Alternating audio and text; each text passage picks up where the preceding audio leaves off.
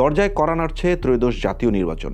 Vote এলেই সবচেয়ে বেশি আলোচনায় আসে তিনটি বিষয়: কারা ভোটে প্রার্থী হিসাবে দাঁড়াচ্ছেন, দলীয় ইশতেহারে তারা কী প্রতিজ্ঞা করছেন, আর প্রার্থীর প্রচার প্রচারণায় কেমন আলোচনা সৃষ্টি করছে। তবে নির্বাচনের সাথে আরেকটি বিষয় খুবই ওতপ্রোতভাবে জড়িত, যেটা দিয়ে বোঝা যায় আসলে নির্বাচনের বাতাস বইছে। সেটা প্রার্থীদের দলীয় প্রতীক। ভোটাররা কি প্রার্থী দেখে ভোট দেন নাকি দলীয় প্রতীক দেখে? এই দুয়ের সম্মিলিত প্রভাবে কি তৈরি হয় ভোটের সিদ্ধান্ত? জানবো আজকের স্টার এক্সপ্লেন্সে। এবারে নির্বাচনে অংশ নিয়েছে 51টি রাজনৈতিক দল। 2024-এর ছাত্র জনতার অভ্যুত্থানে ক্ষমতাচ্যুত আওয়ামী লীগের নিবন্ধন স্থগিত থাকায় দলটি এবার নির্বাচনে অনুপস্থিত। নির্বাচনে অর্ধশতাধিক দল থাকলেও বাস্তবতা হলো ধানের শীষ, লাঙ্গল, দাড়িপাল্লা কিংবা নৌকার বাইরে অধিকাংশ প্রতীকই সাধারণ মানুষের কাছে খুব একটা পরিচিত নয়। তবে বর্তমান রাজনৈতিক প্রেক্ষাপটে শাপলাকলি ও হাতপাখা প্রতীক দুইটি নিয়েও জনমতে আলোচনা আছে। বিশ্লেষকদের মতে দেশে যখন সাক্ষরতার হার ছিল কম, তখন গ্রামের সাধারণ মানুষের কাছে দলের নাম, ইশতেহার বা নেতার মুখচ্ছবি প্রধান বিষয় ছিল না, বরং ভোট দেওয়ার সবচেয়ে সহজ উপায় ছিল প্রতীক চেনা। এই বাস্তবতা থেকেই রাজনৈতিক দলগুলো সচেতনভাবেই এমন প্রতীক বেছে নেন যা সাধারণ মানুষের দৈনন্দিন জীবনের অংশ। এবার দেখা যাক বাংলাদেশের রাজনীতিতে অবিচ্ছেদ্য ও গুরুত্বপূর্ণ এই প্রতীকগুলো কিভাবে এসেছে। বাংলাদেশে 1979 সালে নির্বাচনে আবির্ভাব ঘটে একটি দলের, নাম বাংলাদেশ জাতীয়তাবাদী দল বা বিএনপি। ওই ভোটে ধানের শীষ হয়ে ওঠে সবচেয়ে কাঙ্ক্ষিত প্রতীক। 17টির বেশি দল এই প্রতীক দাবি করে।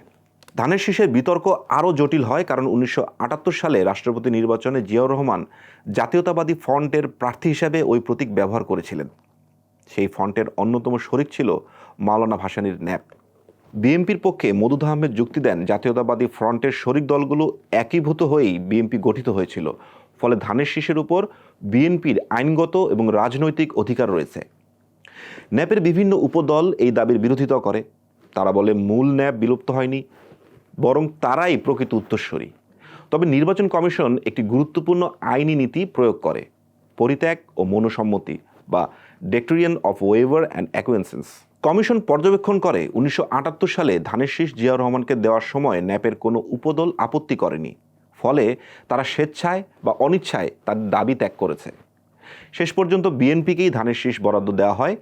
এই সিদ্ধান্তের মাধ্যমেই ধানের শীষ বিএনপির স্থায়ী প্রতীকে পরিণত হয়।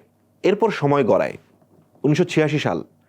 রাজনীতিতে নতুন এক শক্তির আত্মপ্রকাশ হয়, এরশাদের জাতীয় পার্টি। তারা লাঙ্গল প্রতীক দাবি করে এবং শেষ পর্যন্ত সেটাই পায়। একই নির্বাচনে জামাত ইসলামী পায় দাড়িপাল্লা। সেই সময় থেকে ধীরে ধীরে 4টি প্রতীক দলের সমর্থক হয়ে ওঠে। ধানের শীষ মানেই বিএনপি, লাঙ্গল মানেই জাতীয় পার্টি, দাড়িপাল্লা মানেই জামাত এবং নৌকা মানেই আওয়ামী লীগ। 1991, 1996 এবং 2001 এই 3 নির্বাচনে এই প্রতীক বিন্যাস প্রায় অপরিবর্তিত থাকে। ফলে লাঙ্গল নিয়ে জাতীয় পার্টির ভেতর বিভক্তি দেখা দেয়। এরশাদ এবং মঞ্জুর মধ্যে লাঙ্গল নিয়ে বিরোধ আদালত পর্যন্ত গড়ায়।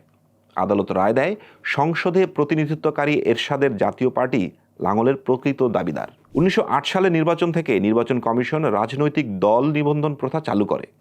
নিবন্ধিত প্রতিটি দলকে একটি নির্দিষ্ট প্রতীক স্থায়ীভাবে বরাদ্দ দেওয়া হয়। তখন আনুষ্ঠানিকভাবে ধানের শীষ, লাঙ্গল, দাড়িপাল্লা এবং নৌকা সংরক্ষিত প্রতীক হিসেবে চূড়ান্ত হয়। তবে বিতর্ক এখানেই শেষ হয়নি। 2013 সালে হাইকোর্ট জামাত ইসলামের নিবন্ধন অবৈধ ঘোষণা করলে দলটি প্রতীকসহ নির্বাচনে অংশগ্রহণের অধিকার হারায়। 2016 সালে সুপ্রিম কোর্টের ফুল কোর্ট সিদ্ধান্ত নেয়, দাড়িপাল্লা যেহেতু সর্বোচ্চ আদালতের মনোগ্রাম, তাই এটি রাজনৈতিক প্রতীক হিসাবে ব্যবহার না করাই সমীচীন। তবে দীর্ঘ আইনি প্রক্রিয়ার পর 2025 সালের জুনে জামায়াত তাদের নিবন্ধন ও প্রতীক ফিরে পায়। এবার আসা যাক এবারের ভোটে বহুল আলোচিত আরও দুটি প্রতীক, এনসিপির শাপলাকলি ও ইসলামী আন্দোলন বাংলাদেশের আদ্যপান্ত নিয়ে। গণ অভ্যুত্থানের নেতৃত্ব দানকারী তরুণদের গড়া রাজনৈতিক দল জাতীয় নাগরিক পার্টি বা এনসিপি, তাদের প্রতীক শাপলাকলি। দলটি শুরুতে শাপলা ফুলকে তাদের প্রতীক হিসাবে চেয়েছিল। নির্বাচন কমিশনের থেকে আমাদের প্রত্যাশা হলো নির্বাচন কমিশন দলের প্রতীক হিসাবে আমাদেরকে শাপলা বরাদ্দ প্রদান করবে, কিন্তু নির্বাচন কমিশন এতে আপত্তি জানায়। নির্বাচন কমিশনের পক্ষ থেকে বলা হয়, জাতীয় প্রতীক শাপলা থাকায় এনসিপিকে শাপলা দেওয়া যায়নি। এ নিয়ে দীর্ঘ দর কষাকষির পর সমঝোতা হয় যে শাপলা ফুল নয়, বরং দলটিকে শাপলাকলি প্রতীক দেওয়া হবে। শাপলাকলি মার্কায় আমরা নিবন্ধন পেয়েছি। আরেকটি আলোচিত প্রতীক হলো হাতপাখা। এটি ইসলামী আন্দোলন বাংলাদেশের নির্বাচনী প্রতীক। 2008 সালে নির্বাচন কমিশন রাজনৈতিক দল নিবন্ধন প্রক্রিয়া চালু করলে দলটি তখন নতুন একটি প্রতীক চায়। তাদের লক্ষ্য ছিল এমন প্রতীক নেয়া যা ধর্মীয় মূল্যবোধের সঙ্গে সামঞ্জস্যপূর্ণ, কিন্তু সরাসরি কোনো ধর্মীয় চিহ্ন হবে না। এই ভাবনা থেকেই দৈনন্দিন জীবনের পরিচিত ব্যবহার্য বস্তু হিসাবে হাত পাকা বেছে নেয় তারা। ত্রয়োদশ জাতীয় নির্বাচনে অংশগ্রহণের সুযোগ নেই আওয়ামী লীগের। তবে বাংলাদেশের রাজনীতিতে আলোচিত দলটির প্রতীক নৌকা। মার্কিন সংবাদ মাধ্যম ভয়েস অব আমেরিকার প্রতিবেদন অনুযায়ী নৌকা প্রতীকের ইতিহাস শুরু হয় 1954 সালের প্রাদেশিক পরিষদের নির্বাচন থেকে। তারও আগে 1953 সালে আওয়ামী মুসলিম লীগ, কৃষক শ্রমিক পার্টি, পাকিস্তান গণতন্ত্রী পার্টি ও পাকিস্তান খেলাফত পার্টি মিলে গড়ে তোলে যুক্তফ্রন্ট। যুক্তফ্রন্ট প্রথম নির্বাচনে নৌকা প্রতীক নিয়ে অংশ নেয় এবং 237টি মুসলিম আসনের মধ্যে 223টিতে জয় পায়। এই বিজয় নৌকার রূপ দেয় প্রতিরোধ, আত্মপরিচয় ও গণমানুষের শক্তির প্রতীকে। যুক্তফ্রন্ট ভেঙে গেলে নৌকা প্রতীকটি আওয়ামী লীগের দখলে আসে। 1957 সালে দলটির নাম থেকে মুসলিম শব্দটি বাদ দিয়ে আওয়ামী লীগ করা হয় এবং নৌকাকে স্থায়ীভাবে প্রতীক হিসেবে গ্রহণ করে। তবে জাতীয় নির্বাচনে নৌকা নিয়ে অংশ নিতে আওয়ামী লীগকে অপেক্ষা করতে হয় 1970 সাল পর্যন্ত। সেই নির্বাচনে শেখ মুজিবুর রহমানের নেতৃত্বাধীন আওয়ামী লীগ 160টি আসনে জয়ী হয়। এরপর থেকে নৌকা আর কেবল একটি প্রতীক নয়, এটি হয়ে ওঠে দলটির ইতিহাস, পরিচয় ও ক্ষমতার ভাষা। ইতিহাসবিদদের মতে নৌকা পূর্ববঙ্গের জীবনধারার প্রতীক।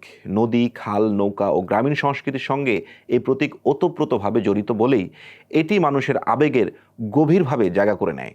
স্বাধীনতার পর প্রথম সংসদীয় নির্বাচনের আগে নির্বাচন কমিশনের সামনে সবচেয়ে বড় প্রশ্ন ছিল কোন দল কোন প্রতীক পাবে। সে সময় বাংলাদেশ আওয়ামী লীগ এবং সদ্য গঠিত জাতীয় সমাজতান্ত্রিক দল জাসদ উভয়ই দাবি করে নৌকা প্রতীক। 1973 সালের 25 জানুয়ারি রাজনৈতিক দলগুলোর সঙ্গে বৈঠকে নির্বাচন কমিশন একটি মৌলিক নীতি নির্ধারণ করে।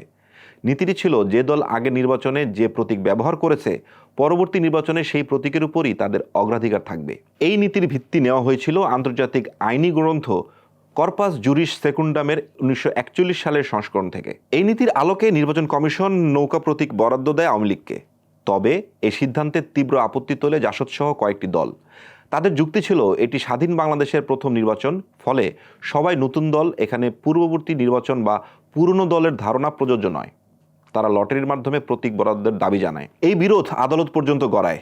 জাসদ হাইকোর্টে রিট করে, কিন্তু আদালত নির্বাচন কমিশনের সিদ্ধান্ত বহাল রাখে।